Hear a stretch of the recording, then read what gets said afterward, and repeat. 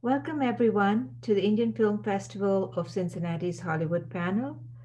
It's a lovely Sunday, and it's just a setting to be discussing the state of the industry with seasoned producers and writers from Hollywood who are here with us today.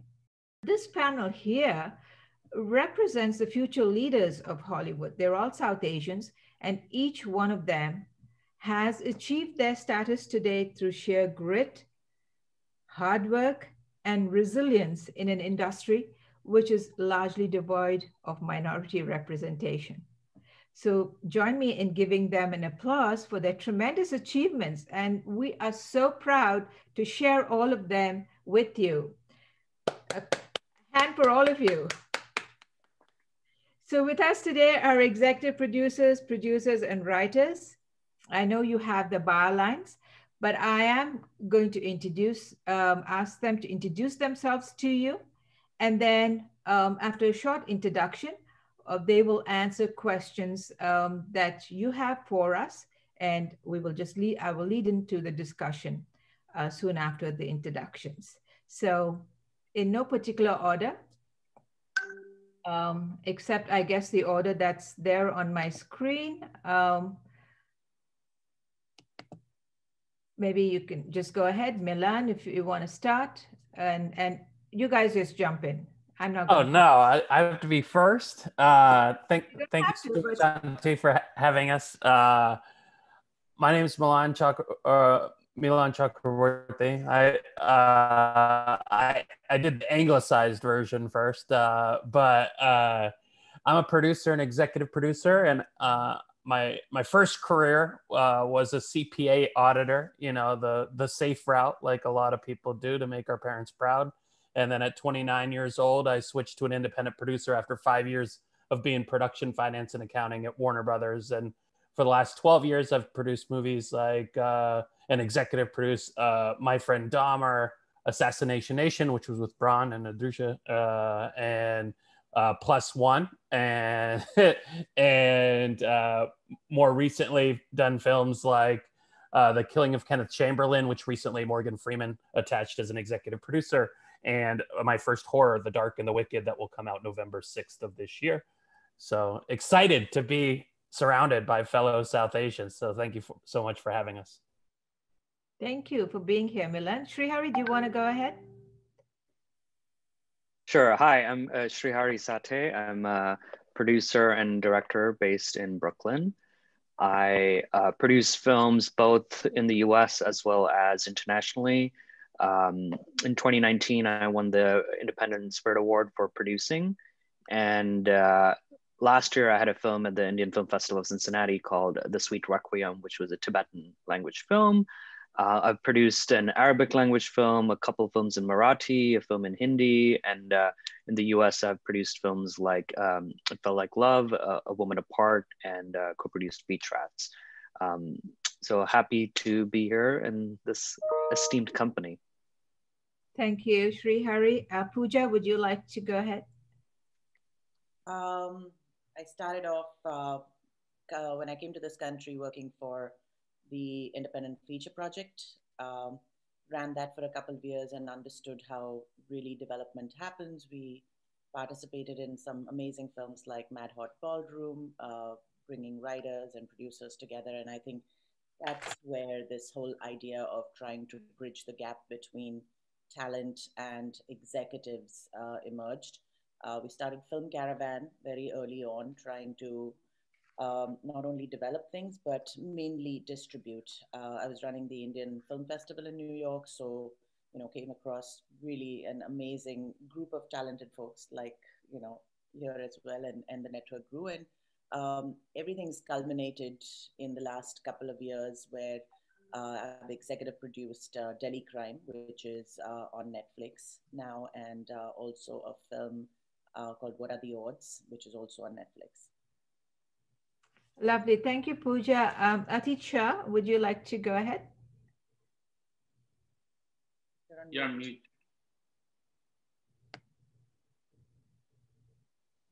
Hi guys, my name's Atit Shah. I've been in films for 10 years now. Prior to that, I was a product manager working for several tech and finance companies. Over the last 10 years, I've made 10 feature films, a TV show that's called Brown Nation on Netflix, and a documentary called Forgive, Don't Forget that's on Hulu. My upcoming film is a film with Bruce Dern and Brian Cox called Remember Me. That was picked up by Universal Pictures, and we're releasing in the US January. I have another film called Norman releasing in February, and I'm hoping to shoot 3 movies in 2021. We'll see how that turns out. Lovely. We wish you luck with this. And let me ask Adrusha Apana to please come on. Hey guys, my name is Adrusha. I moved into entertainment after a 10-year career in brand and brand strategy. I was a creative growing up, and when I went to film school and studied arts my entire life, and when I decided to go into film and television, I used my business background to go into the finance side first, because there was a massive gap between people who understood the creative and also understood the finance.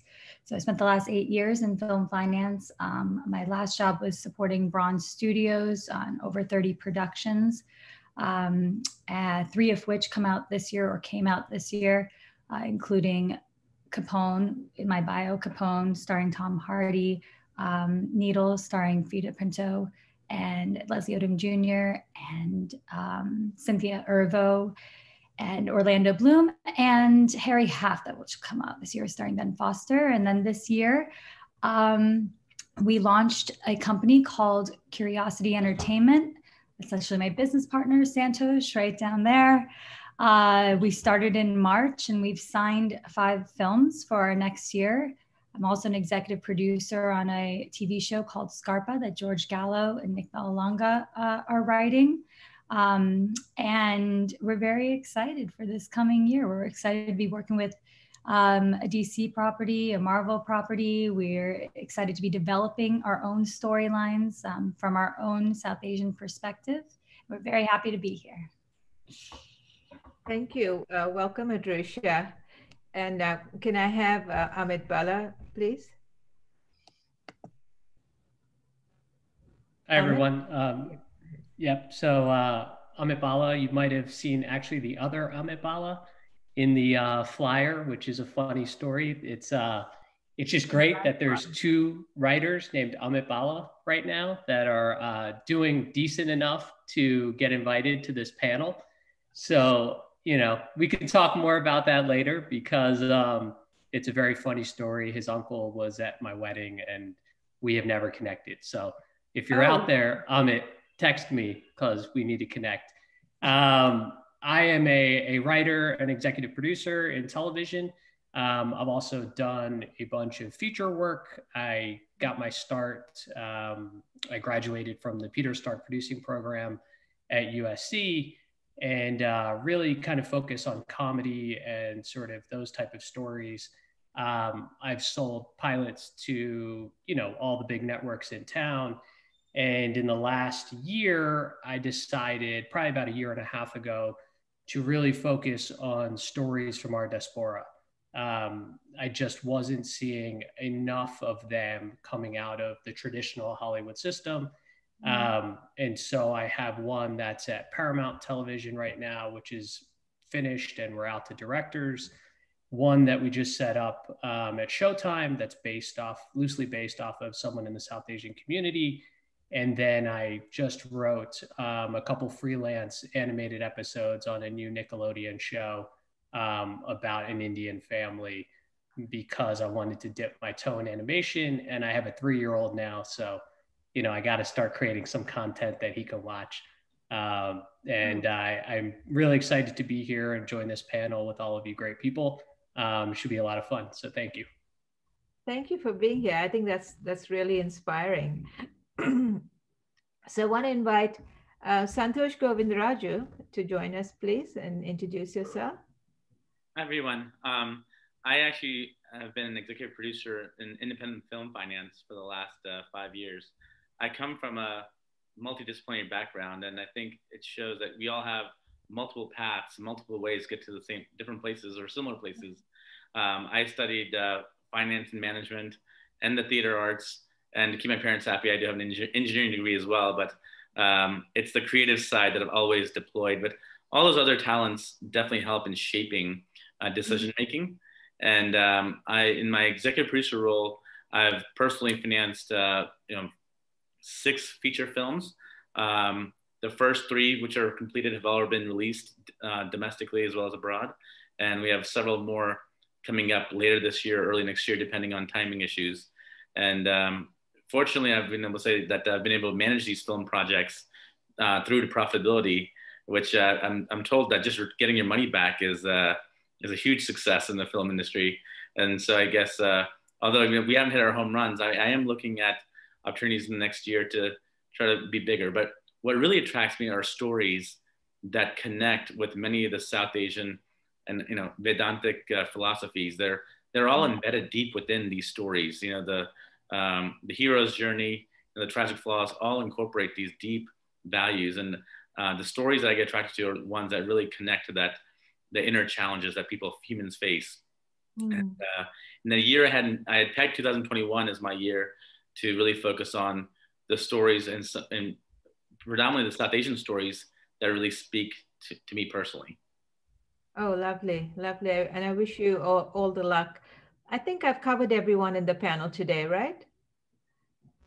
Yes, I think I have. So we'll start our discussion. We've asked Milan to lead us in the initial topic of discussion, which is with the growing focus on diversity within Hollywood and the mainstream media. What are some of those opportunities and obstacles that we see? I mean, they seem like, oh, well, maybe it's obvious enough. But I'm sure with all of you in the industry, things are a little different for each one. So I'm going to ask Milan to just start the topic off. We have a number of questions coming in from the audience, and I'm going to let everyone in the panel, be able to take part and join us and speak to the audience as well. So Milan,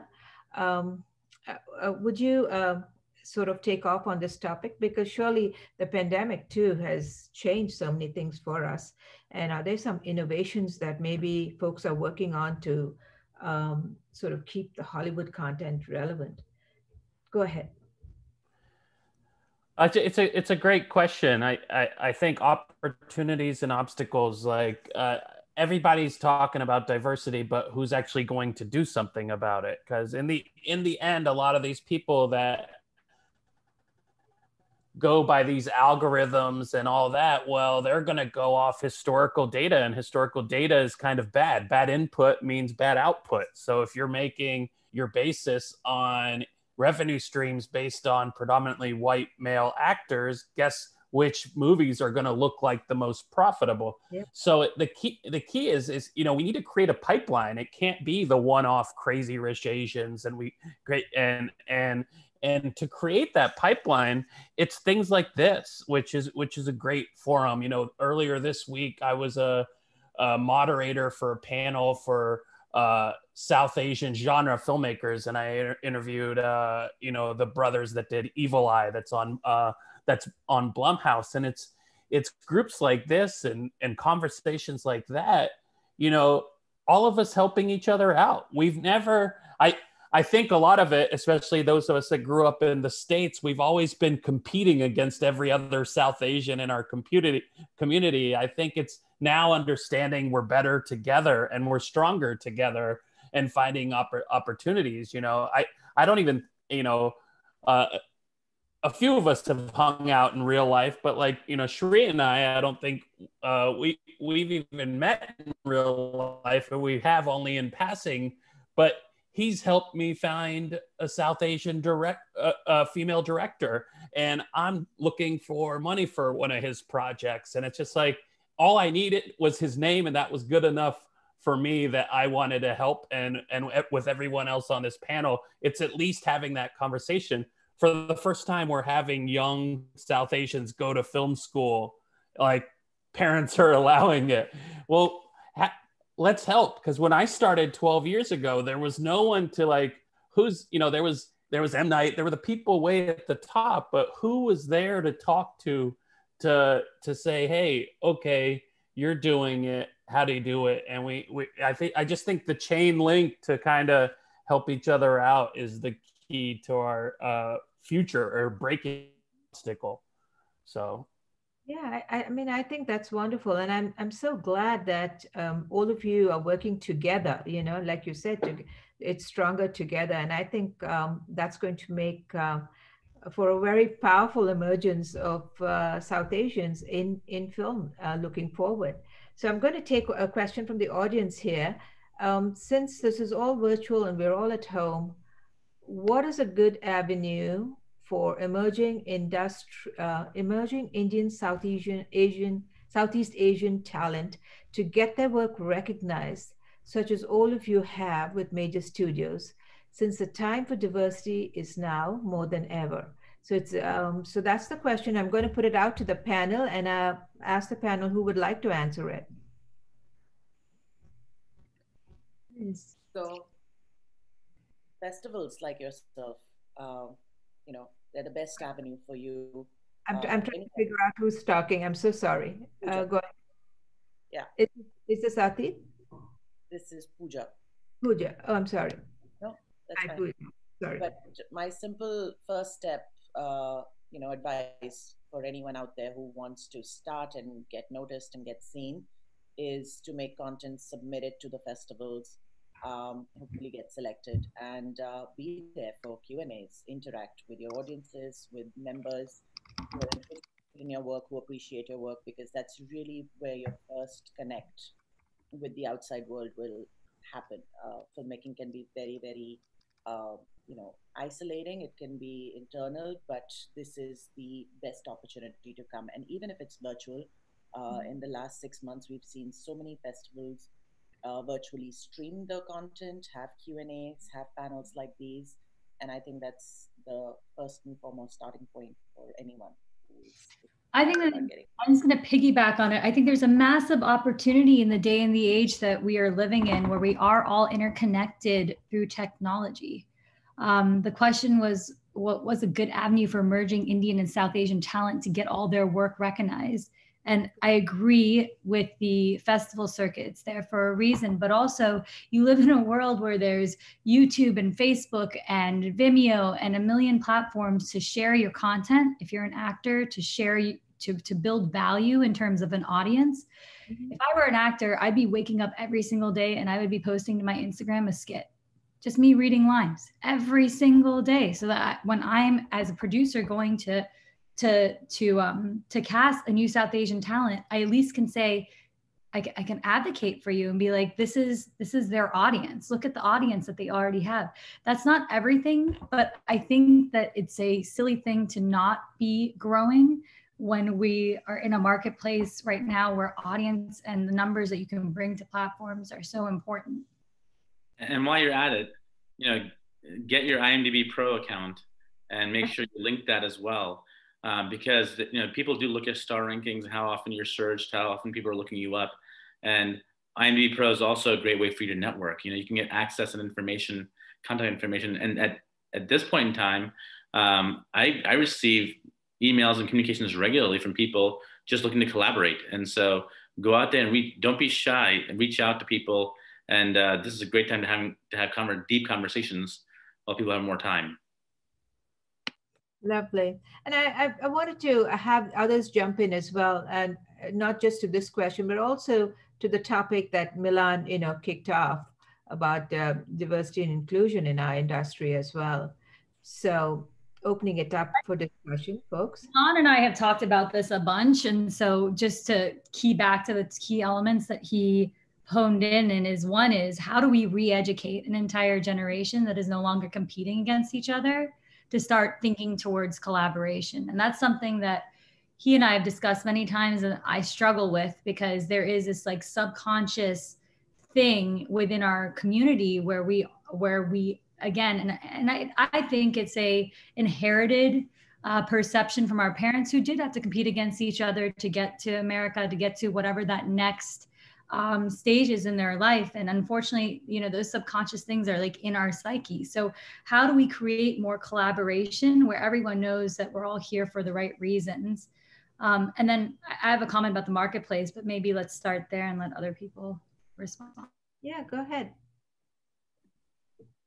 I don't like anybody on here. Sorry, go ahead.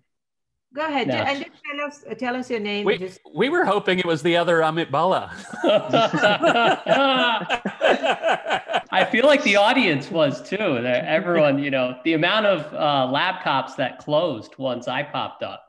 We should check those numbers. But I'll speak to that too as well from the inception point of view. I mean, I think that it is an interesting time right now because let's talk a little bit sort of how a lot of these projects originate, right? So a lot of the agencies still sort of dominate the Hollywood ecosystem, and a lot of the projects come through the agencies.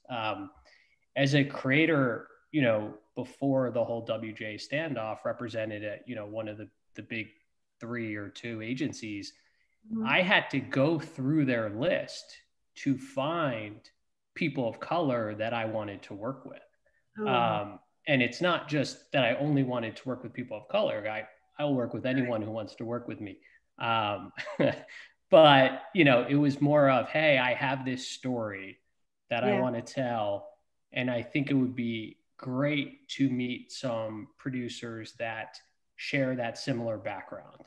The list is far and few between. And I think that because unless you're going to try to change a whole system from the inside out, I think it's more of these type of panels, to what Milana was talking about, where our community can get together, whether it's a panel or, creating these like sort of monthly chats now that we're all at home, where we can all talk about what we're doing and share that information. And I think that that's key, because once we start doing that, you never know.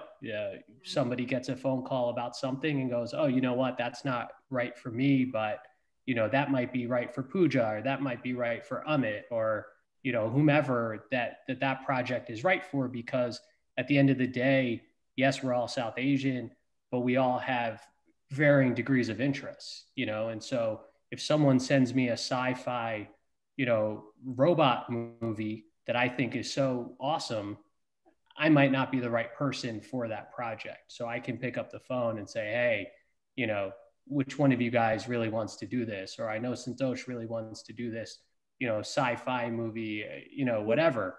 And so I think that that's important, because it's important to know what we all like and don't like, what our tastes are, and what we're looking to do, because then the information can travel amongst our community.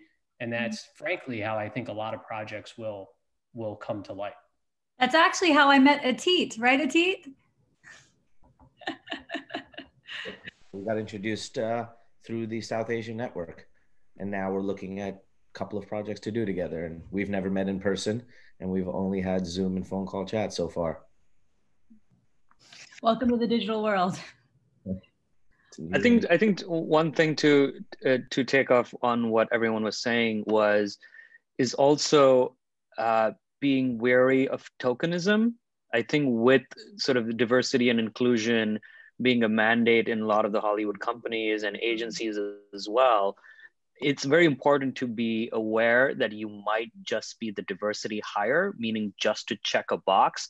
But if you do get that opportunity, it is up to you to showcase your talent and really show that you're not just a diversity hire, that you are hired for the skill set that you're good for. And the conversation is starting to change within amongst the agencies and the production companies, but not enough. I mean, I'll just give you my own example. In the last 5 years, I can't even count on my hands how many times the agents have closed the door on me as a filmmaker who has made a film, successful films, critically acclaimed films, but all of them have said, we are not looking for your kind of content. And I just don't get that. I don't understand that, but I think that conversation is starting to change a little bit now. So we are on the upswing, but I think something like Adrisha and Milan mentioned, Milan and I connected on a non-South Asian project. We understood that we liked each other's tastes, and then we figured out a way to help each other out. And I think the idea of community is extremely important, be it South Asian or are you non-South Asian, but finding a way to help each other out without possibly expecting any return, I think is very key at this point. One thing I do want to highlight is that South Asians have almost always been excluded from the Asian American narrative, and we need to start changing that. South Asian storytelling in America needs to be part of the Asian American narrative. And I think it's very important to, as a collective group, start diverting that conversation that, yes, Asian American includes South Asian American. And I think Sherry is being pretty clear on one thing.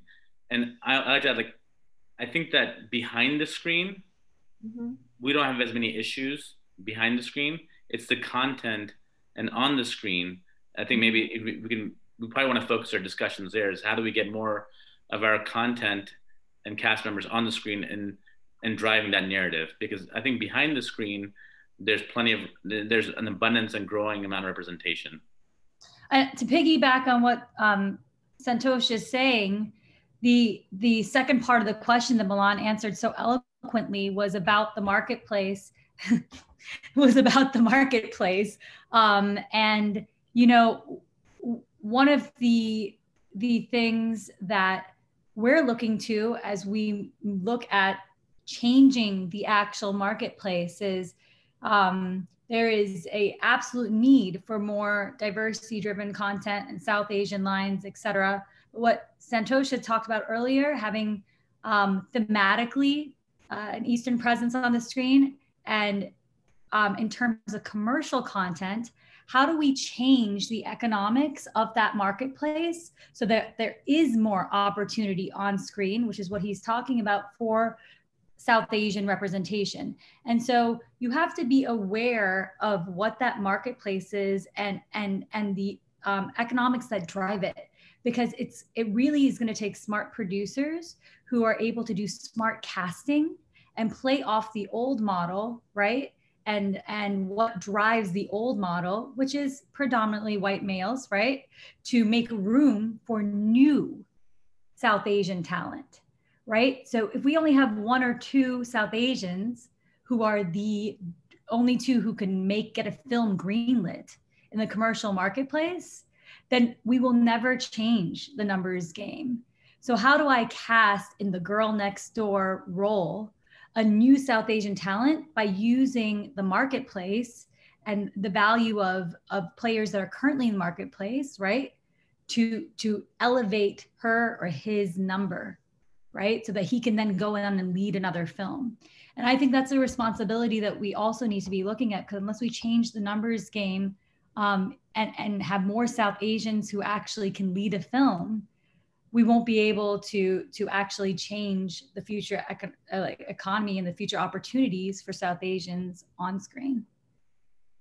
I want to just add that's, you know, I think it's a very valid point about the marketplace. And I want to add from my perspective on that when we say Hollywood, we always primarily think about box office films. We don't even talk about the amazing content that people like Srihari and, you know, so many people on this panel make that go to Sundance and Tribeca and Toronto. They still are not recognized by Hollywood. He still doesn't get that acceptance from an agent because they're looking for that big, you know, powerhouse box office hit, which is what they think is success. I think what's happened very, very clearly in this marketplace in the last 5 to 6 years is with the advent of Netflix, Amazon, and all these international platforms that have not only started creating content internationally, but bringing it to audiences in America. Narcos today is one of the most recognizable shows. It's bigger than the number of viewers of an Avengers. The box office might be higher, but all over the world, more people have seen a Narcos, which is not even in English language. The fact that last year we had Parasite winning the Academy Awards for Best Feature as well as the main category. The fact that Crazy Rich Asians, as Milan said, is a mainstream successful hit. The world has changed. This wasn't the world 10 years ago, but we have to thank the platforms that allow us to create content like a Delhi Crime. And I see there was a question here, and I'm coming to that, is that by bringing stories that are authentic from around the world to audiences all over the world, specifically South Asian, stories here are going to open up that avenue in other marketplaces, primarily, box office driven film studio product, because they can see that not only are they getting successful and being seen here, but there is an acceptance. I think somewhere in the studios, they have sat all along and said that for the girl next door, it should be the white, Caucasian girl, because that's what my audience relates to.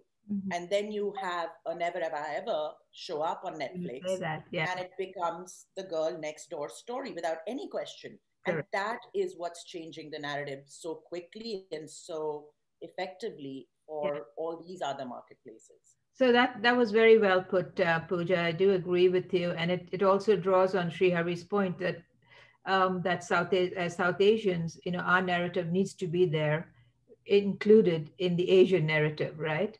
So with that, let's try and move on to some other questions from the audience.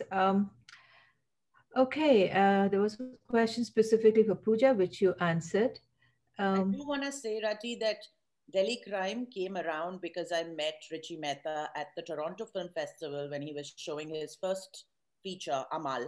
And we stayed in touch. And 12 years later, he told me, I have something that I've been working on. Will you produce it? So comes to my original point. These things, they have a way of just coming back full circle. Coming back to you. So this is a question for anyone. How have you seen, okay, let me just read this question, and maybe it's already been answered, but I'm just going to read it out. How have you seen the industry shift towards diversity behind and in front of the camera? And how have the challenges shifted when it comes to bringing an Asian story to life? I would say that some of you did talk to this, right? So, and how do new writers without representation make themselves solicited? Producers, executives often say they don't accept unsolicited scripts. What exactly does that mean? I like to say, go to the festivals, go to the markets, and network. I've met numerous first-time writers, first-time, directors at the film markets. And, for me, when I say film markets, I'm referring to Berlin, Cannes, Toronto, and AFM. And sign up, go to the parties, network. And one other area is beyond just networking at these parties is also meeting sales agents as well. In my path, my funnel for receiving scripts to evaluate to finance has been through foreign sales agents. I figured if they found something worthwhile, then I'd like to read what they like. And that was my path. But that's another group of participants in this industry that can, pay attention to your script. So networking, finding, in addition to producers, a sales agent who can latch onto your script, who can connect with you personally and mentor you along the way. I've done the same with the writers I've met along the way as well. So that's another path that most people may not be aware of. Does anyone else want to? Sorry, I'll jump in there for a quick thing. I'll share a piece of advice that was given to me many years ago that I think has proved pretty effective, which is know what you like and know what you don't like. And what I mean by that is I've talked to a lot of people who, want to be filmmakers or, whatever area of the business they want to break into. And after, 30 or 45 minutes, I don't know what they want to do. I know they want to do something, but I don't know what it is. And it goes back to that point earlier about sort of the sci-fi or the genre or the horror, know what you like, because if you sit down with Milan or Santosh or Pooja or somebody, anybody on this panel, they're going to want to know after 30 minutes, hey, here's the thing. I've got a baseball movie. I know who to call for that baseball movie. I've got a horror movie. I know exactly who to call for that horror movie. And I think that a lot of people, coming up are often too hesitant because they don't want to bash projects or they don't want to say, and there's a way to have your voice without being, without putting anybody else down, and it's, you practice it and really get in tune with, hey, if I have 15 minutes with someone, what do I want them to remember me by? Because, you can take Santosh's advice, you can buy that ticket and go to AFM and you get into one of those parties, but you have, 5 minutes. How do you want that person to remember you? And, I think that's important. And I think developing your voice and developing what you're trying to say. And it's, as an artist, I think it's always evolving, but know what that is first and foremost, because I think no matter who you're talking to in the course of this business, that I feel will always come back in your favor. I've gotten calls where people are like, hey, we knew that you wanted to do this type of comedy. What do you think? And so it's only because I mentioned, hey, when I grew up, I love the John Hughes films, and I want to do this type of thing. And then people remember that and they go, oh, you know what? Call Amit Bala about that one thing. And then of course they realize I'm the wrong Amit Bala, and then, the conversation goes awry. But that's a piece of advice I think that has really helped me. And I really think anybody coming up, that's probably pretty beneficial. I think a good way to get your work noticed as a writer, as an emerging writer, is also getting your project, either be it a series or a film, vetted by one of the industry organizations. So something like IFP Market, which is a co-production market, you present your project there, a lot of producers and financiers attend that, and all of a sudden they start seeking you instead of you seeking them. So the tables turn there a little bit. Same thing with entering your script into the Sundance Screenwriters Lab or the Film Independent Screenwriters Lab. It's a good way for your project to be vetted by these organizations, which showcases to the agencies and the management companies that, hey, this is a writer that I need to keep my eye on, or this is a writer whose work I want to read and see if it interests me. So a lot of the industry starts keeping tabs onto these markets and labs in order to seek emerging talent. Even the big networks now have workshops, writing room workshops, or you being able to get selected to write an episode or work in the writer's room of a network, I think is a good way to sort of move up the pipeline and get noticed by going through this route. Just to piggyback on what he said, listen, everyone on this panel, we were scrappy. We worked our butts off to get where we are. And so one of the things that always just baffles me when I talk to writers who are like, how do I get my screenplay shown to like producers? How do I build value around it? Is the idea that they haven't done what Shri said and applied to all the different festival competitions, applied to all the different convention competitions, applied to the blacklist, any of these other things. And everyone has an argument against like these things. Oh, it's whatever. It's like levered in one way, or it's not fair, or what. Writers will tell me these things, but it's an opportunity for you to get in front of people who talk to people and are going to remember that there's this arranged marriage wedding thing that they heard at whatever panel, and go tell a teat who's looking for an arranged marriage wedding thing that it exists. If he's not, but if people are actually, as a writer and as a producer and as a director, as any creative that I'm going to be working with, I want to see that you have that same scrappiness and that you are willing to do anything to get your voice heard. And so one of the things that's an absolute right away, I'm not even interested, is when someone is like, here's this script, and I'm like, where have you showcased it? Where have you taken it out? Have you applied to any of these things? And they're like, oh no, we're just, I'm trying to find the right producer for it. Well, if you're not getting your voice out there, then you're showing me part of your work ethic, which is just, I right away know we're not gonna work as well together. So I would say that the avenues are there for you to make sure that people are seeing your writing. Use the avenues. Mm-hmm. I'd also like to add, that as you focus on citation content, don't be averse to doing, broader market content as well. Sometimes, proving yourself, you don't want to peg yourself as the only South Asian themed, artist. And so, I see, for example, my college friend, Sid Khosla, who's a musician, who's done some pretty big work in the film industry. But now I see him incorporating some, he's trained classically in Hindustani music. And I see him now incorporating some of those things with the instruments and other stuff into these mainstream TV shows and films.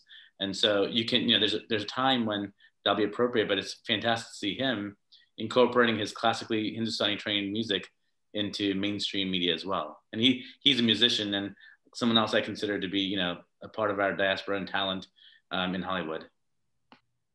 Yeah, to piggyback on that, I think those of us that are behind the camera, we all have the responsibility to ask that extra question. So even if it is a typical white mainstream whatever project is, well, can this character be South Asian or hold on, you know? And you know, if you look at my IMDb, it doesn't necessarily reflect that, but as a businessman, I had to present certain projects that were certain things that was financially viable. But now that I've had several projects that have been profitable, I'm able to, you know, lend my voice to the creative voice a little bit more. And, you know, on a project recently, I was like, I'd like one of these three characters to be South Asian. And then the casting, they found one person and I was like, is she South Asian? Well, close, Filipino. And I was like, no, keep looking. And we got a young actor named Suraj Partha, and he's so talented. And it was like, it took standing our ground and saying, yes, this is important to me. So on projects that aren't all South Asian, we can still have influence. And I think a couple people have mentioned that earlier in the conversation, is bringing them in and getting those supporting roles is just as important to the pipeline, because then they'll have more value when then they're the front facing on another project. Absolutely. So just listening to what you just said, I want to bring in another question that the audience had. And the question was that many recent hits are versions of previous hits. And this is especially true of Asian films as well. What does it take to break that new ground? Are we really short of thumping good news stories? I heard a quote a while back, and I've used it ever since. You're allowed old stories in new clothes or new stories in old clothes. Yeah. So an example in a movie I was an executive producer on was called Plus One with Maya Erskine, an Asian American, you know, female. And it's the most basic idea for a romantic comedy you can have. But because it was an Asian American woman, she was the comedy, and it felt so fresh, and it won at Tribeca, and it got a good distribution deal. So yes, if you go new, it's just like too much for people. But if you give them something that they're familiar with, it's like, oh, okay, and it feels fresh. And I believe that's our big opportunity is you don't have to recreate the wheel.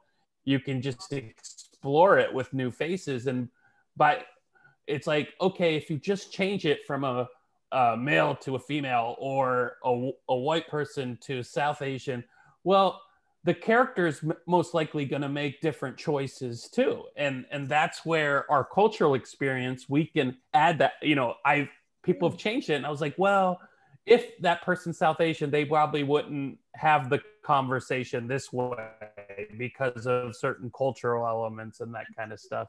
And that's why it's so fun to read scripts when it's South Asian American, because it's like, I know that character. I can change. You know, I grew up small town Indiana. I know you all are Ohio. It's like Indian from Indiana. It's like I've had to play both worlds my whole life. And I'm an Indian from Indian Hill, right here in Ohio. That's funny too. Yeah, let me see if anyone else wants to join in. There was a question for Adrusha as well that I can read out. Before we move on, Santosh, you should tell them about Legends of Bagger Vance. It's a perfect example of what Milan is speaking to. Guys, remember that this is a film marketplace, right? So just like in every other industry, like telling new stories, reinventing old products in new ways, like that exists in any marketplace, right? So of course, old stories again in new clothes exist. It's about the marketplace and what the audience is. If you know you have an audience, you're going to go back to that audience.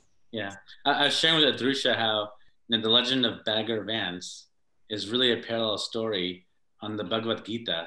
Bagger Vance is a homonym for Bhagavan, And just like it's Krishna advising Arjuna on the battlefield of Kurukshetra about the inner challenges he has, in this movie, Legend of Bagger Vance, it's Will Smith, educating Matt Damon's character on the same, inward-looking self and nature. And so, but what kind of name is Bagger Vance? It's Bhagavan. And so it's old stories, but wrap it with a modern theme, And I made Adrusha watch it again, even though she's not really a golf fan, but it's not a golf movie. So there was a question for you, Adrusha, and I'm going to read that out. It says, would you say, Adrusha, that your role is like that of publishers in print medium, writers bringing their stories, they're not necessarily business savvy? Yeah, in some ways, if you're referring, I hope I'm following this right, but if you're referring to I think you're referring to the conversation that I was having about writers making sure that they're seen in new ways so that people can carry them.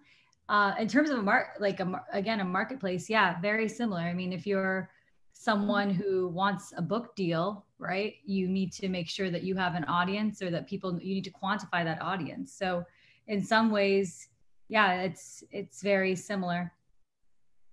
And to answer the business savvy thing, I think that we don't live in a world anymore where if you're a creative in any industry, that it does not somehow benefit you to learn more about the business side of what you do. The people who have survived this wave of innovation are the people who have, in all industries, are the people who have been able to as creatives also understand the business that they are birthing their stories or their products or name that industry into. And we've seen that with across the board with all industries, right? Because gone is the day where the accountant who can only do, well, maybe that's a bad example. Accountants still can only do accounting, but the strategist who can only do one type of strategy is as hireable as a person who has a social media presence and has a subscription service for strategy and has Harvard Business Review articles about foresight or whatever that is, right? Those days are kind of gone unless you've diversified. And so I think it's very important for creative. My resume. Okay. Well, and I was just going to add that, Milan and I just sat on a panel a few weeks ago, and the title of the panel was, "It's show business, not show art," and really focusing on the business side. So in that question, you have to have an appreciation for the business side as well to navigate successfully. Right. So I'm getting a lot of questions on my phone via Instagram, so I'm trying to blend both of them here.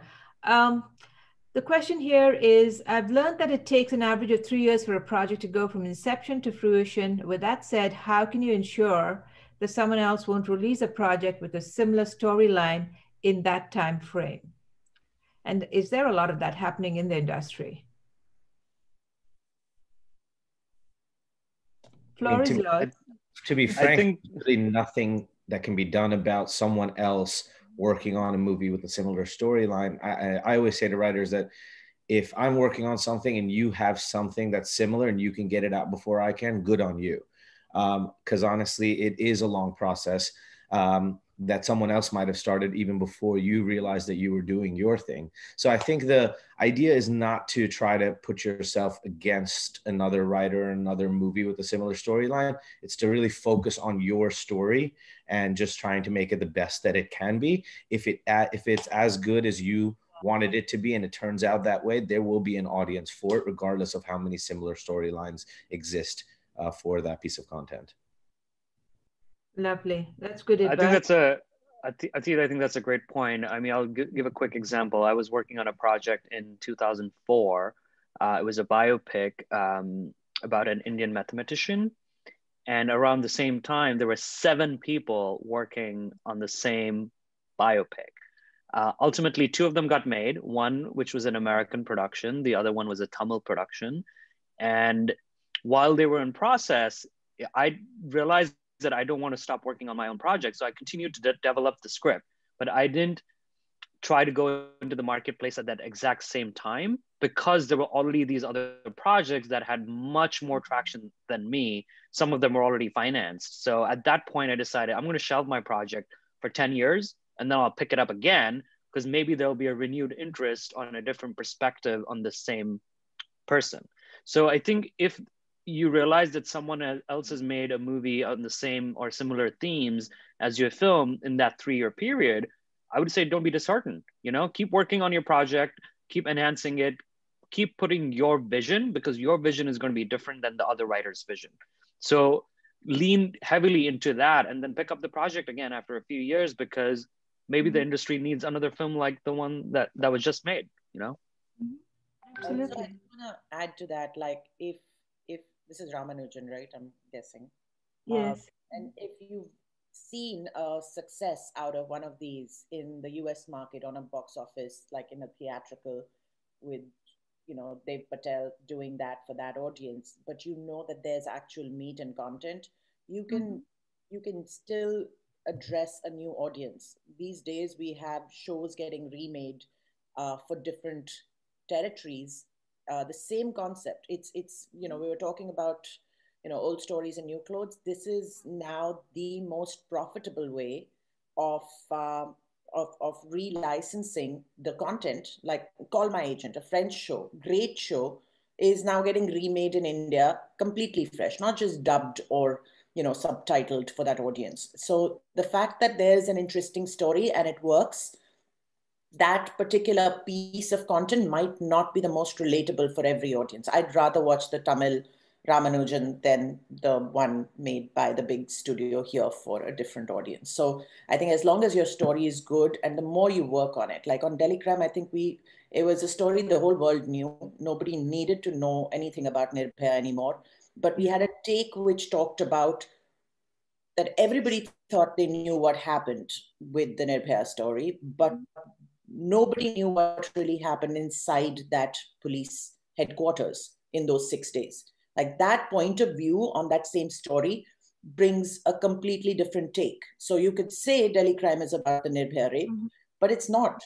We literally have 7 minutes, allocated in 7 episodes to the actual incident of them getting on the bus and everything. What we're talking about is the hunt, which nobody, because you only knew Nirbhaya through the media. And that's it. And the media was telling you what the media knew, but nobody else. So find interesting ways to tell the story with a different point of view. You might still have the same characters and timeline, but it might be a different person's POV on that story, which might still be interesting. Absolutely. Can I say one thing? Because you brought up a great point just now, which is specificity. And whether it's sort of the analogy that was used earlier or not, but projects need to have a specific point of view, and no matter what, your project, whoever asked the question, your project is going to be different than anybody else's project, even if it's the exact same story. I mean, look at the amount of films every year we get a movie. Every year or two we get a movie about World War II. There are an infinite amount of stories to tell from that period of time. And as a filmmaker, you're bringing your specificity to it. What are you connecting to that you are choosing to tell, this story and spend years of your life on bringing it to screen? So I really, I agree with what everybody said, but I just wanted to hit on that point about specificity, because I think it is very key, knowing exactly what you want to say and talk about. Absolutely. I think that's a very valid point. And we have some questions from filmmakers in India as well. And the question is, for someone based in India, for a filmmaker based in India, what are ways that you would suggest they pitch their content in Hollywood, apart from participating in festivals, because that's what they do now? And a follow-up on that is, I know you guys are a Hollywood panel, and it's great to hear about the South Asian scene. But the question is, would any of you be interested in producing films in India or the UK? Or are or are all of you focused on making films in the US? So it's a two-part question. The first part is, how do you suggest we pitch our content to you guys, besides just coming to festivals like such as ours? And the other part is, are you interested too in making films back in India or the UK? And so two-part question for all of you. So I think one piece that we didn't exactly answer from an earlier question kind of ties into this, which is what exactly is an unsolicited script? And basically an unsolicited script is something that doesn't come through a lawyer, agent, or manager. And that's why you'll see a lot of studios and producers that work for sort of more higher profile companies tell you, writers that are listening, that we can't accept the screenplays because it doesn't come from an approved source. So there's laws in the US that prohibit sometimes from bigger companies from taking a look at that material. And that really kind of goes back to them sort of worrying 10 years from now that you'll sue them if they end up making some piece of content that remotely ties back to your content. It's just sort of legal protections that producers and production companies surround themselves with. So that's why sometimes you have it difficult. And that's why sort of that one-on-one networking and going to festivals and just putting yourself out there is so important, because the moment you have some sort of personal network put in, that sort of solicitation goes out the way. But otherwise, you would need to try to get yourself a lawyer, a manager, an agent, which of course is hard if you're a first time or a new upcoming writer. I'm sure Amit can speak to more about how he potentially got representation before, he had something. But I think, we all talked about the need for applying to screenplay competitions. That's obviously one way. Getting yourself an IMDb Pro account and just cold emailing some sort of younger producers, who may be accepting unsolicited screenplays. If you're going to try to get your horror screenplay with Blumhouse there without an agent, manager, or writer or relationship, they're definitely going to turn you down. But there might be a horror producer who just recently had a great horror movie produced in a young or smaller festival. Maybe reach out to them. They might be more willing to accept your screenplay. I think sometimes as writers, you want your thing set up at Paramount or with Blumhouse or with the biggest and the best, while there might be a plethora of producers that you should be reaching out to that probably will more than likely respond at least to your email versus just pretending they didn't get it or sending you a legal response saying we don't accept unsolicited material. Wonderful. Does anyone wanna? I haven't heard from you, Milan, in a while, so maybe you can help us understand. I mean, how does this happen? Are you guys all interested in making your films in UK and India? And look, whoever can figure a filmmaker there. Yeah, whoever can figure out COVID, India, if they get their act together faster than we get our act together, yeah, we're gonna have to get out of the US to make I have like 3 friends making films in Bulgaria right now. So, the answer is not Los Angeles and New York necessarily. And several other people have talked about, like, it's relationships. So you can build that through film festivals.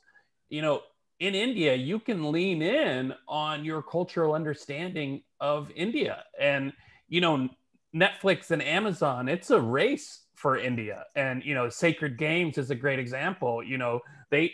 It credited in India, but for the American marketplace and the world marketplace. So you don't have to come here. And, it is a relationship business. So if you can't do it in live real person, but Twitter is everywhere. I consider Twitter kind of my 24/7 Q&A. I found a director in a project over the pandemic over Twitter. I found a writer for a project over Twitter. It's important to become a part of the conversation. And we all talk about networking, but South Asians have never been great or have never been known for standing in lines patiently. And so I don't think necessarily we all need to be patient, but there is a certain protocol. And so often, and not just South Asians, anyone, I'll meet a person and before they even know my name, they're pitching me a project. Build the relationship. They'll remember how that person made them feel. In the end, I want to work with people I like. So when I'm first meeting a person, I rarely talk about a project. I want to know what drives this person, what interests this person, and move from there. So I think, you know, everybody's like, I have this great project that needs to be made right away, but people don't want to do the work with the process. I just have two comments. I keep saying it. I sound like a broken record. Build your audience. So if you're a filmmaker and you're trying to bring a story here, you're trying to prove that there's a reason to do a story, who is that audience? Tell me who that audience is when we have that first conversation. Again, there's millions of ways to build audiences right now. Do the work, build an audience. And then, you know, I just want to address the question about producing more films in India, UK, etc., and piggyback off of Milan saying that we might need to get out of America. What many people who maybe aren't as involved in film or who are newer filmmakers may not understand is that where we choose, all of us, like globally, where we choose to film is based, a lot of times we're trying to maximize our dollars, right? So that we can continue to make films for you. And so we make money on these films. And when you're looking at which location to shoot, you have to take into account the costs of shooting there and the incentive plans that are available to us. So I think there's a common misconception sometimes when people are listening to panels like this and they're like, oh, you guys are South Asians. Why aren't you coming to India and filming everything? Why aren't you coming to the UK and filming everything? Why aren't you coming to wherever that might be? Just know that each state and country has different incentives for us as filmmakers to come and work within that country. And those incentives directly affect our bottom line. So it has to be a conversation about where's the best creative place to film something, but also a conversation about how much is it going to cost and what are the, like Milan was speaking to, what are the possible dangers, what are the possible benefits, etc. So it's not necessarily oh, I want to go film in India tomorrow. Yes, I would love to go film in India tomorrow. Is the project right to film in India? Can I go there and maximize what it is that I'm trying to create on screen? And that's very important for us to pay attention to, because otherwise we can't keep making films if we lose money on them. So it's not a direct answer of like, oh, I want to go to Canada. I want to go to Portugal this week, right? I want to go to Australia. It's about what's right for the film.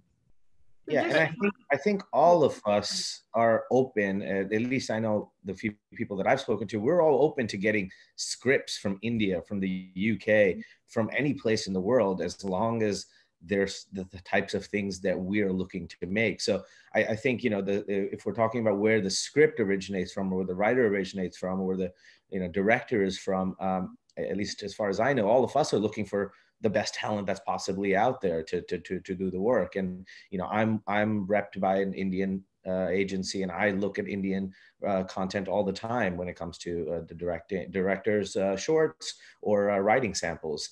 And I know that I've been submitted screenplays from Poland, from Spain. My last film that I made with Bruce Dern and Brian Cox was by a Spanish writer. Because it was a Spanish writer, we were able to shoot it in Spain, going back to Adrucia's point, because we were able to qualify the film as a Spanish national film, which allowed us to get some subsidy money. The whole movie takes place in Los Angeles. It's all in English, but it was written by a Spanish author, and we shot 90% of the movie in Spain and the rest in Paris. So it was an LA-based film shot in Spain by a Spanish writer with American actors, with an Indian-American producer. So I think that's the world we all live in now. It doesn't really matter where we shoot or where the project comes from, as long as it's the right material for us. And I think that's the key, the right material, and being able to understand your audience, because as a director of film festival, and I watch these films, and some of the films are just absolutely beautiful, but they never make it to the networks. And obviously the networks are making some decisions based on the audience. And I think our filmmakers would really like to understand, what is that key? What is that magic formula that allows us to get onto the network? Because not all of us can afford to make movies just for the sake of making films. We do need to, you know, have some earnings out of the films as well, right? So is there a magic formula there that you think helps the network say, yeah, okay, we'll take this movie in. Because I was talking to a director the other day, and she said to me, she said, well, I set my movie in Ladakh. And that, you know, just by doing that, it's people look at Ladakh and they don't associate it with India, or they don't associate it with that core Indian, you know, whatever. And she says that itself sets me apart. And I didn't quite get that, because I would think the networks would say, well, this is so amazing, such an amazing film, and such a picturesque setting. Let's put it in. So you guys know it. What do I know? I just know what I see. So tell me, what's going on?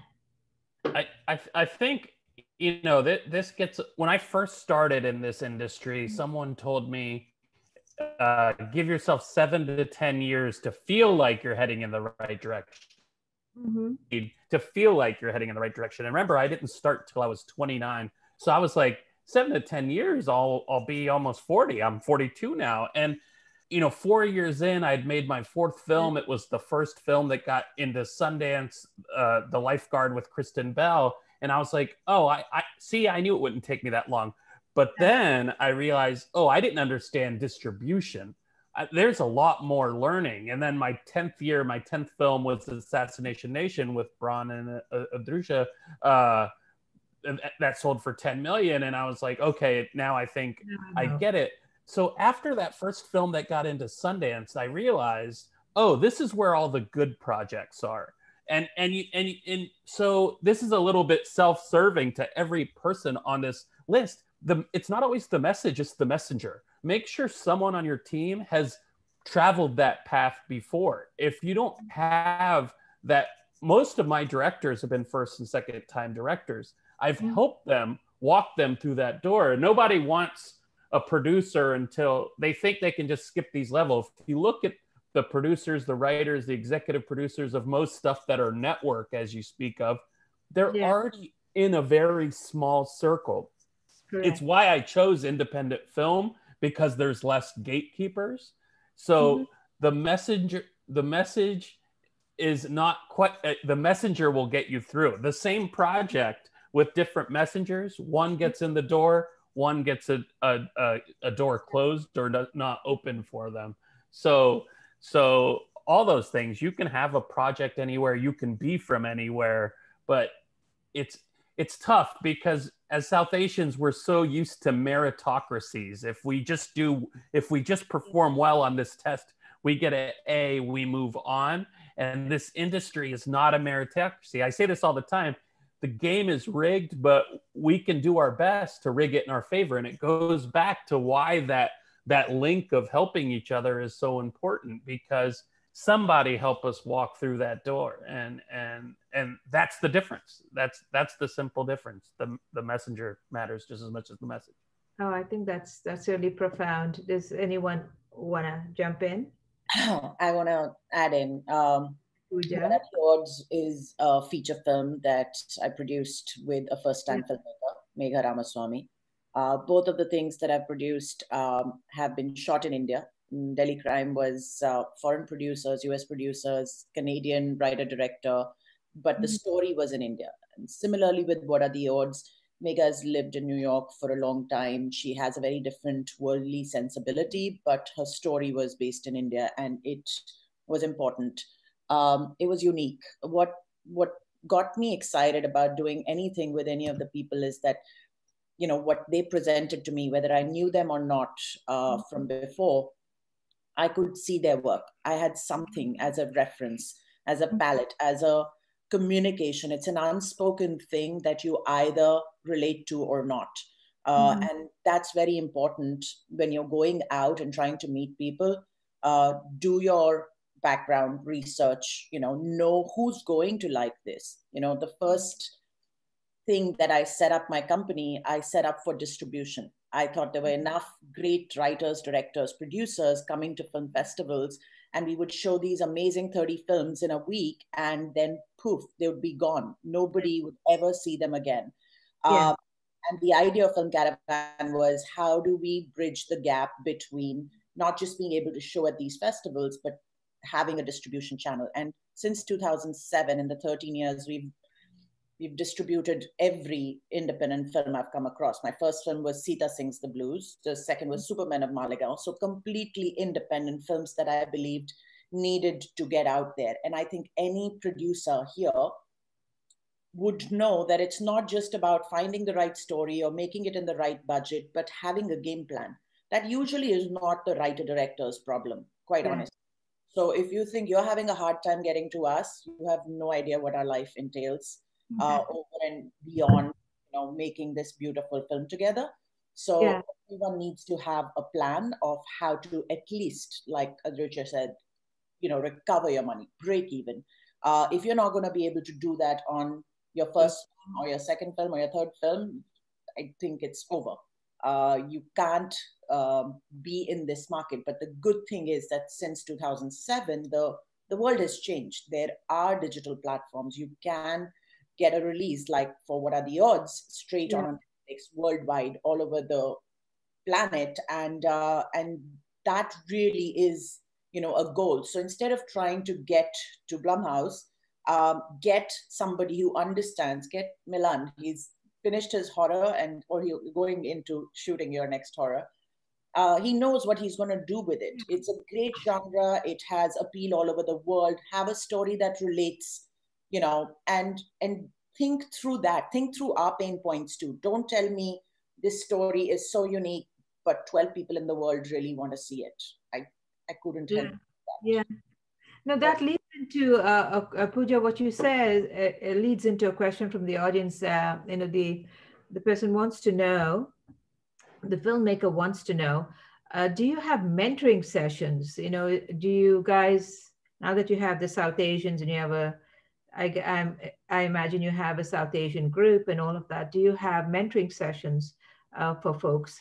And how do they reach you? How do they get mentored? How do they even begin to think about this larger picture when they are oceans apart, but yet so connected because of the internet? Any thoughts from? I think, there are a lot of avenues, particularly if you're a filmmaker based in India. There are these writers labs that come with advisors. For instance, there's the one through Film Bazaar in India, which is a screenwriting lab. There are labs in Locarno. There are in Cannes, at Sundance. Even currently, I'm a mentor on a Pakistani screenwriters lab named Columbus, which was open to Pakistani writers for many years. But for the last 2 years now, it's been open to all of South Asia, excluding India, because India already has substantial writing labs. So for the next year, I will probably be mentoring a screenwriter from one of the South Asian countries. Last year, I was assigned a writer from Pakistan.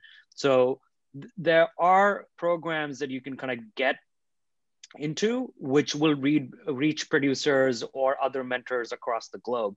But there is a pathway. And I think, I don't want to speak for everyone, but the idea is that we need to divert our attention towards things that have already been vetted in some ways, because we have full, busy lives. So we need to keep our time management as well in mind before we start mentoring a lot of different people. So there are avenues that you can reach producers like ourselves or other industry mentors through. So again, just do the work, like go through these avenues to reach one of us. And for young filmmakers in the US who have visa issues and so on, are there places where they can do an internship, or do you guys hire folks like that? That was a question from the audience earlier. I can answer that. I went through the same thing. So I'm an Indian citizen and I came here as a student. And the idea is that if you're a South Asian or a non-American citizen going to film school here, do the work. Shoot your films, get your film screened at major film festivals, get the reviews, in order so that you have enough material by the time you finish film school to apply for an O1 visa, which is the Artist of Extraordinary Ability visa, which allows you to stay in the US, continue to work, continue to build on that reputation. And then you can, as you're making your first feature or your second feature, you are establishing yourself as an artist who America needs to have. And that way you can be on the path to a green card or citizenship or whatever you want in that space. But the idea is to continue generating content that gets seen, that gets reviewed, that gets accepted into film festivals, in order to show that they have been vetted by the community. It's kind of like writing a research paper. If you're a scientist, getting it peer reviewed, getting it screened at a film festival is a peer review in some ways. So it helps you generate that amount of material for the immigration authorities in order to get the artist visa to stay in the US. Just to be very specific about the previous question, South Asians in film and South Asian women in film have mentor panels, and panels learn everything from writing to talking to directors to talking to other producers. That's how Atit and I met. And there's also a group that I'm not as haven't worked with yet called the Salon that made a big announcement about doing a whole mentorship panel here in Hollywood. If you just look up the Salon, you can find their contact information to reach out to them, and to support what Shri said. You know, what will not be helpful is when you reach out on my Instagram and tell me that you have a story for me to read, because if we all read every single submission we got, it would be, just think about it, guys. It would be impossible to sort through those, which is what Shri was referring to. I myself put myself on at least 3 Discovering New Voice panels a year. Follow us on LinkedIn, follow us on our socials, follow our companies, see where we will be, because we've all volunteered our time to be mentors to these programs, and apply for them. Those are the channels that they're talking about. My next one is the Winston Baker Discovering Voices panel at AFM. So you guys are welcome to apply to that, but look for, you know, South Asian names on these different things. We do lend our voices, and we are all proactively as a community trying to create more and more mentorship programs. But it's again, like Shri was saying, on your the onus is on you as much as it is on us to make sure that you're actively participating and looking for those opportunities. Good answer. But something that might help, you know, the viewers and filmmakers watching. I mean, maybe if everybody just goes around for a quick second and can speak to kind of what material they are looking for, or what type of stories they do want to put forth, you know, outside of the universal. Like, I'll just start. I'm a comedy guy. There's very rarely will I look at anything or think about doing anything that's not comedic. At the most, it's a light 1 hour. So if you're interested in comedy, that's sort of the space that I play in. To speak to the mentorship aspect, there's something that I am putting together with some folks and out in LA, and that will be more accessible to more writers as they want to come up and break into the business. So I don't know if you guys just want to jump in with a quick one-liner of the type of, you know, projects that you're looking to do. I think that'll help people. Mm-hmm. I think I'm definitely looking for South Asian, specifically Indian stories, if possible, that would resonate with the world. I want to be able to bring a unique point of view of something that is relatable, but yet, you know, has meaning and has a social commentary. It's not necessarily just law and order, but, you know, something deeper that questions and addresses why, what, but not just crime, but yes, And so I had to ask this question. You know, I know that all of you are seeking those stories. Now, how many of you really follow film festivals, Indian film festivals, and check out, you know, stories that they're bringing to the audiences? Do you guys do that diligently? I'm going to speak for Santosh and I. We are looking for commercial content with international appeal. So I'm looking for something that fits the commercial marketplace, but also brings in those international voices and appeals to a wider audience. And of course, we're watching the film festivals because that is where we find our new voices. Is when you see a filmmaker who wins an award or who is somehow placing within the film festival. It's something you want to track because they now have a value that we can use them into a new film or TV show. So, you know, I'm going to lead into the last question, I think, or last conversation. before we sort of sign off. When you think about it, much of our social and cultural turbulence today is driven by the end of the era of white male domination of business and government, I think. And yet, when you look at it, the roots of this dominance and power really run deep. No society changes overnight. We all know that. So, share with us, all of you, your perspective on change in Hollywood through maybe a story, an experience, or just a stock image that maybe sticks out in your memory, a harbinger of change that's around the corner. My question. So think back and see if you can relate that to your audience. I think for me, a defining moment actually in the last this year was Bong Joon-ho on the stage at the Oscars and owning the stage, not feeling that he is the minority in the US. I think for me, that was a defining moment where his presentation and his acceptance speech did not make him come across as a subservient minority in any way. He was a true artist and a true filmmaker whose film did really great box office business. And for me, that was a really great moment to see that in the US. Wow, wonderful. Thank you. Thank you, Shriyari. Others?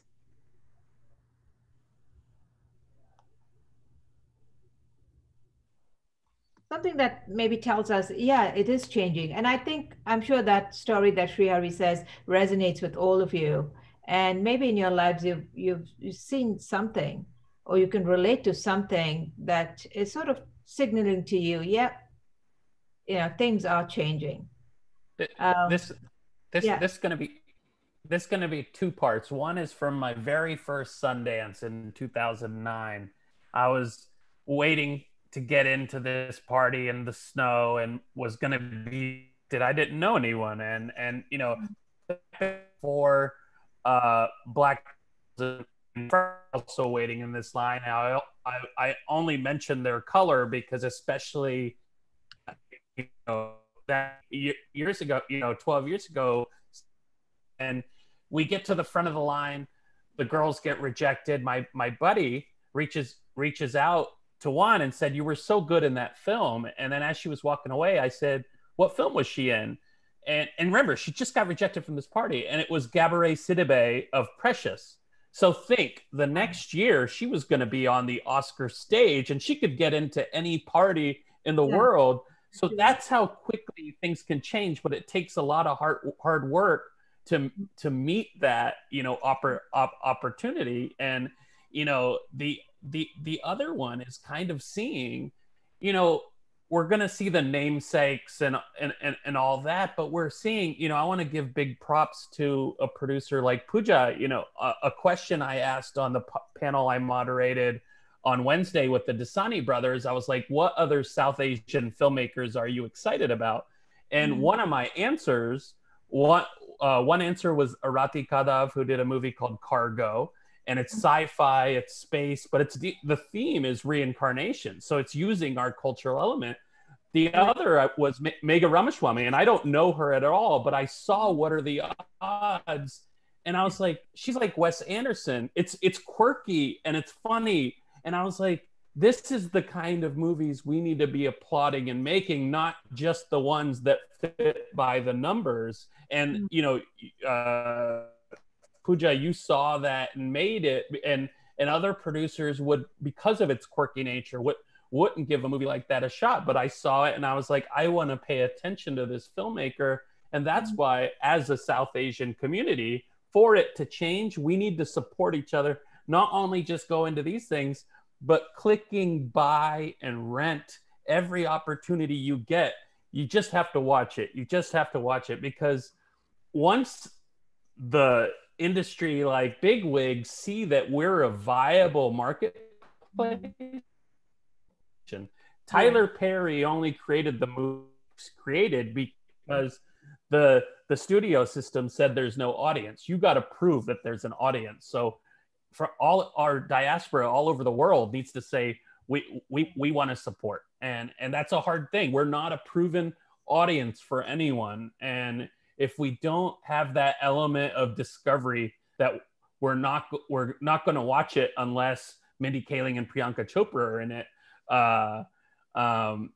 then that makes our path that much harder. I think that's the key to change is we got to be a proven marketplace. I think that you know, seeing some of these larger or people who have made it, who are Indian American, Indian, start to make pathways though for new people has been refreshing. I got a tremendous amount of pleasure off of watching Mindy Kaling's new TV show, because she had a no-name Indian American, and it was packaged the right way, where the writers were all mainstream writers that she'd met from Saturday Night Live, that she'd met from The Office and other spaces, writing that helped drive that package into the commercial marketplace. And she created an opportunity for new South Asian talent opposite, you know, on the rise white talent that was here in our industry. And here you saw a South Asian playing an everyday role, right? And so that is opening the commercial marketplace for people to realize that, like, wow, there's all these South Asian fans here who want to hear that storyline, right? Who relate to the storyline. It was one of the most watched TV shows when it came out. And so using whatever platforms that we have to break open new audiences, instead of Mindy putting herself in that again, right? She wasn't in that movie. She just used her name and the people around her to pave a way for new South Asian talent. And I think that has been a relief and very refreshing to see, because I love that people are getting it and understanding how to build those audiences and improve our marketplace, like Milan is saying. Absolutely. And it was like the girl next door. It was like watching the girl next door, you know? And so it was so relatable, and she did such a great job with that. Well, folks, any last thoughts from I want to give a personal story, and I hope, and thank you, Milan, for watching the odds. But there are two things that we did, and I'll give you the personal story. So you guys all out there who believe in yourself and want to do something, know that when we say and put our credits next to our names, that wasn't easy. It wasn't cakewalk. It was probably the hardest thing, but we are here and we have accomplished that because we persevered. We just didn't give up. So Delhi Crime is, from my point of view, the most turning point in my understanding in this content world. It was a 450-page Bible that Richie had prepared over 4 years of research, working with the officers. It was passed by every platform as a project. Nobody wanted to make it. It was too sensitive. It was too Indian. It was too scary. It was too dark. It was everything under the sun. And after that, I had producers from Golden Caravan and Ivanhoe, who made Crazy Rich Asians, come together to finance this with me. There were people in the West who believed in this way more than anybody else. Aaron Kaplan, Jeff Sagansky, Harry Sloan, these were people who said, we have to do this. There were two buyers in the market and they had passed. They said, we're never going to buy this, not for us. And we rolled in all our money and we went to town to produce it. Throughout the production, people kept asking us, who is this for? Which platform? What are you going to do? And we said, I don't know, but it has to be told. We're doing it. We'll see. Yeah. We got 2 episodes. We submitted it to Sundance. It got in and the world started changing. Suddenly, everybody was like, what? So when we say, and these are people who have been president of CBS for 25 years and has 15 shows of somebody like Aaron, but we still needed to be validated by a Sundance for our show to be acceptable for someone who was scared to take it on. We didn't have it easy. Mm-hmm. And from that point to now, with a month going for the International Emmys as a nominee from India for this show, which was basically passed. I won't say dissed because it's a strong word, but it was passed saying, don't do this. Nobody wants to see this. Stop. Right. Is the journey of this show. And we're right now writing our season 3. And by the way, We have new writers, we have writers who don't have representation, we have writers, everybody in the room. The people whose sample work to us, and that's another panel of how that came around. But the idea is always that when we also give back. I've had, senior and junior writers always in the room, jamming, learning, and getting mentored in the room with the showrunner and everything. So we have to create these spaces, but more importantly, we just cannot give up. That's it. Absolutely. Can I actually piggyback on that? Because that's a great story. And I love the fact that, here was a 450-page Bible that basically, for people at home, when you're putting something like a Bible together, it's the overlay of an entire series. So to give you an example, most seasoned writers that are selling shows, their Bibles aren't more than, 30 pages. To put a 450-page Bible together means, and correct me if I'm wrong, but he probably had that whole thing detailed from start to finish. That's it. Yeah, I mean, and so, I love the story of not giving up, and I want people at home to understand that that's not just a South Asian thing of we're the only people knocking on doors. When I went to graduate school, the first day of the program there, the head of the program is an Oscar-winning producer his name is Larry Turman, and he produced The Graduate, which I'm sure many of people have seen and watched over and over. And he said to us on the first day, he said, just before everybody, gets going, I want to share a story. And when I produced The Graduate, it was rejected by 96 people in town. 96.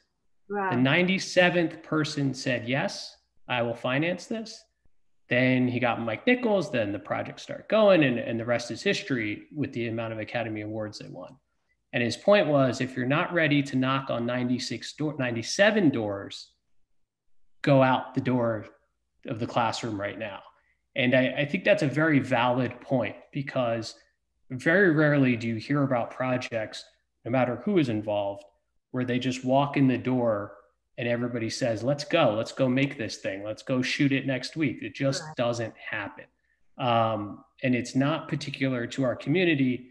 It's The Graduate was not our community, and so but on the positive, so that's the hard part, which should be viewed, as a positive, which is, look, the way I see it, you can look at that negatively and say, oh man, that's so tough. But you could look at that in a really positive way and say, you know what, if we just keep trying and we change it up a little bit, you never know, because the buying side, the executive side, that turnover is massive.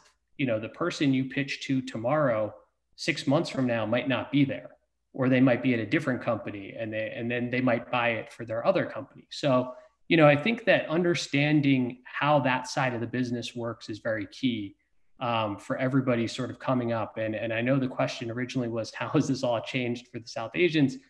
I think just look at this panel and look at everybody's credits on this panel. 10 years ago, this wasn't happening. And so, sure, there are a lot of defining moments. I know for me personally that, nobody has time to share all of that, or nobody wants to listen to my boring stories, but just look at this panel and look at everybody, what they've done and what they've accomplished. And I think that is the turning point right there. And then one last thing I want to say, I know we've run over, but there was a question that was relating to sort of writers and understanding the business. And I think that, for people at home, you've gotten to see a lot of excellent producers on this panel talk about sort of how they find material and how they do this and that. And two things I just want to say. One is, as a writer, you have to know the business. And, even if you don't live in LA or New York, look at everybody on this panel, look at what the type of projects they've made. I'll give you a quick example. If I were sitting at home right now and I had a awesome idea for a comedy feature, and I said, hey, Ben Stiller would be perfect for this. Let's just imagine that was the scenario.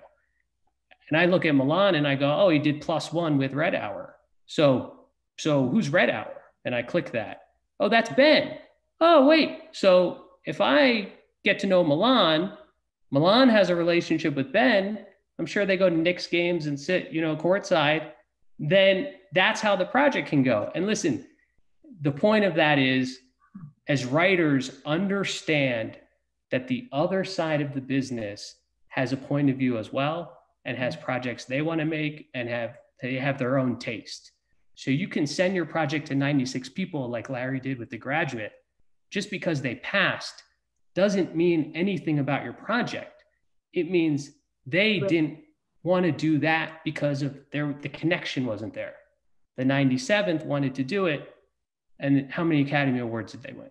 So that's the optimistic way I want to leave everyone with, which is put out your material, keep working hard, understand what everybody else is trying to do as well, and make those connections. And I don't know, you'll be on this panel next year.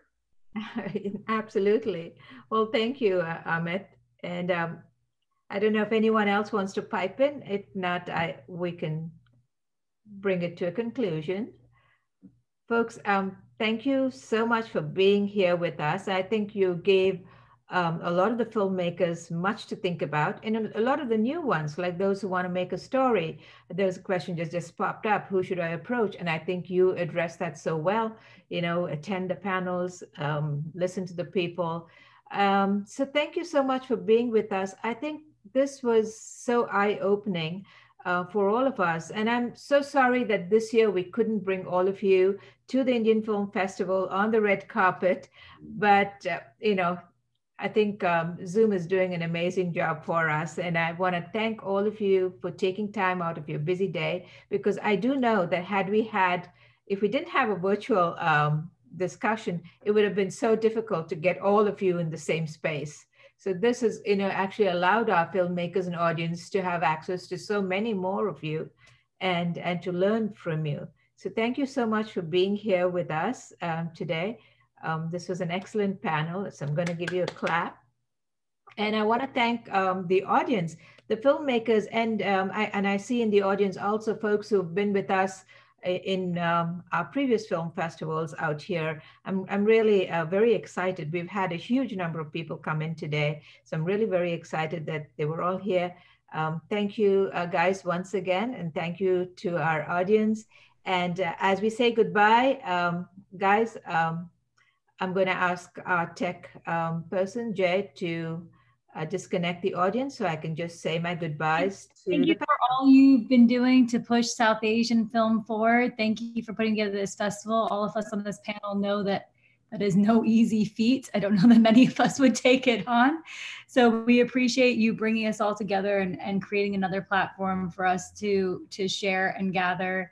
And for all of you out there, I hope you're watching some of these films. They're pretty amazing. They are. Who's the next interviewer? Who still has Hilaro at 3 o'clock. Today's Hilaro, and tonight is our centerpiece film, Nasir. It is a beautiful film in Tamil with subtitles. So join us. Thank you, Jay. I don't know. So I just wanted to thank all of you guys. I don't know if Jay has disconnected us yet or not, but I just wanted to thank all of you for being here. That was lovely. And I'm sorry I wasn't, able to keep sending you notes as often as I would have liked. You know, the film festival comes in and then everything takes over. Right. You know, there's a lot of things that are happening at the same time. But I'm so glad that you could be here. And yes, to what Adrisha says, watch some of our films. See how the virtual setup is, and give me your feedback as well. I just want to let you know that I set up the virtual backend. Are we still live? I'm confused. No, we are off the air. We're off the air. I did much of that work myself, in fact. So this has been really nice, just to have this virtual festival. We have close to 48 films this year, and we've had some great responses from the audience as well. Good, but I'm so proud of each and every one of you guys. I mean, you guys are so amazing. And I'm a parent, of course, and I keep hearing this: parents, push us into certain fields. Well, yeah, I was also asked to be in certain fields as I was growing up, but So, but here I am running a film festival with my education, I guess. But it's an interest, and I think it's also an interest to bring those stories, share those stories with people out here, because I want the larger audience. I want the larger audience to understand that these stories that come here are really, it could be your story, could be my story of the person next door, and it's through that we begin to understand that we have so much more in common than we are different. And so that was, someone mentioned altruism. I think Sherry mentioned altruism, and you have to be altruistic in this business. It's it's you do things and you don't always get something in return, but somewhere, sometime, the law of the universe takes over, right? Going back to Santosh's point, I really love that you're bringing in so much of that philosophy as well, as an undercurrent to whatever all of you are doing. So I do appreciate you guys, and I hope we all get to meet and have a party together. Great. I met Sri Hari. He was here last year, so I met him. I haven't met. Sri Hari were at a Sonoma Film Festival, and they conveniently made us roommates. I haven't seen Atit since then, though. It's been a while. I know. And you're here in New York, aren't you? So we should get together one of these days. Yeah, you guys should. Yeah. You will now that I've seen his face and I forgot how much I missed it. Pujo, we have to find an excuse to see you. I'm not worried about, and Shri, I have to find an excuse to see you, but Pujo, you're in New York too? All the other people on this panel at some point. Oh, are you in New York as well? I'm in the Bay Area. Oh, okay. Yeah. Oh, good. I LA a lot, but not New York as much. I've spent my 10 years in New York. Yeah. Funny. I think Fred and I were just at all these festivals hanging and getting to understand how this thing works. Very early days, but it's been like amazing. And so now I'm on this side, but as soon as this pandemic ends, I'd probably be in India for a good 6 months together. But we finished our shoot in the middle of all this, and we're submitting season 2 and then working on 3. So it's kind of been very productive, not having to travel to all these places, doing all this. Sherry and I were on another panel last month, was it? Yeah. So it's been good because it gave everybody time to focus on what you wanted to do, really, without any sort of distractions. But these things really became meaningful, and they were literally the things I would look forward to just get out of a reading. So congratulations on Belly Crime. I mean, amazing to crossover stories of this new streaming world. It's amazing how that world opened up. And what was the name of the other film, Milan, that you watched of Pooja's? Well, I'll have to check it out. What Are the Odds? What Are the Odds? Okay. Yeah, it's on Netflix, and now it just went live to on iTunes and Play as well. Excellent. I will definitely. Nobody wanted to watch or buy that film either. It took us a year to do a sale on that because it was too foreign for Indian audiences and too Indian for foreign audiences, and it was English language with English songs. Who does that? That's why I wanted to commend you on it, because if you and that's what our role is sometimes as producers is we got to take those chances, and somebody had to take a chance on Wes Anderson. I actually listened to the podcast. It was Polly Platt, the producer. It's like just like Amit said, it's like the 96 passes. Most people would say those things, but without that we don't create the pipeline. Every time it's like, well, what have they done before? Or they did a film that was at Toronto in 2014. Why haven't they made more? It's like, well, because no one's given them an opportunity. Because you go back to 2013 Sundance. I love these people, but that's where Ryan Coogler was. That's where Jordan Vogt Roberts, who did King Kong, Damien Chazelle had the Whiplash short. It's like, no, we need to create that pipeline, giving people to give those unique perspectives, and I mean that's a big part of independent producing. So well, you guys Harry's film, The Sweet Requiem. It's really beautiful. It's a beautiful film. When is that? It's a Tibetan language film that I produced. The premiere in Toronto in 2018. Tibetan, Hindi, English. It's a mix, right? Yeah. So it'll probably be out on platforms towards the end of the year, early next year.